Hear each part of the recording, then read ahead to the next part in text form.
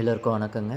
நான் எப்பயுமே வந்து ஆடி மாதம் ஆனா நாங்கள் பெரியபாளையம் அம்மன் கோயிலுக்கு போவோம். இந்த வாட்டி எங்களால் போக முடியல. இப்போ எங்களுக்கு டைம் இருந்ததுனால நாங்கள் காலையிலேயே கிளம்பி அம்மன் கோயிலுக்கு போகலான்னு சொல்லி அங்கே திங்ஸ் எல்லாமே வாங்கிட்டோம். போய் அதுக்கப்புறம் பொங்கல் வைக்க ஆரம்பிச்சாங்க. பொங்கல் வச்சு முடிச்சதுக்கப்புறம் எடுத்துகிட்டு வந்து சாமிக்கிட்ட வச்சு அபிஷேகம்லாம் பண்ணி முடிச்சுட்டு ஒரு 2 சுற்று சுற்றிட்டு அதுக்கப்புறம் சாமியை நல்லா பார்த்தோம்.